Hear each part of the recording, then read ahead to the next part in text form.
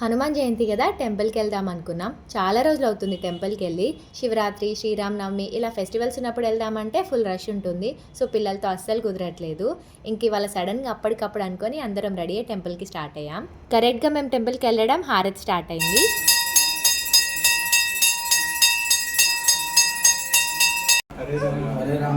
రామ రామ హరే హరే రామ రామ హరే హరే.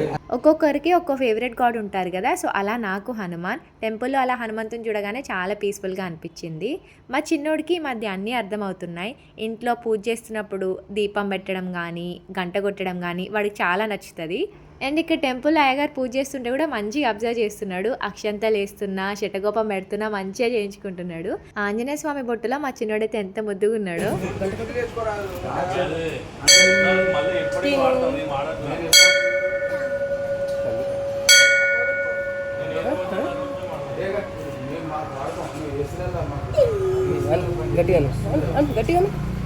ఈరోజు ఇక్కడ గోవిందరాజు రథం తిరుగుతుండే. సో ఇక్కడ కూడా దర్శనం చేసుకున్నాం. ఈ రోజు యాక్చువల్గా టెంపుల్ ప్లాన్ కి రీజన్ మా చిన్నోడే. మొన్న శ్రీరామనవమి రోజున దేవుడు ఊరేగింపు వాడికి చాలా నచ్చింది. ఈ రోజు కూడా సౌండ్ విని బయటికి లాక్కొచ్చాడు. అలా హనుమంతుడు ఊరేగింపు కోసం చిన్నోని తీసుకొని వచ్చాము. అనుకోకుండా 2 దర్శనాలు జరిగాయి.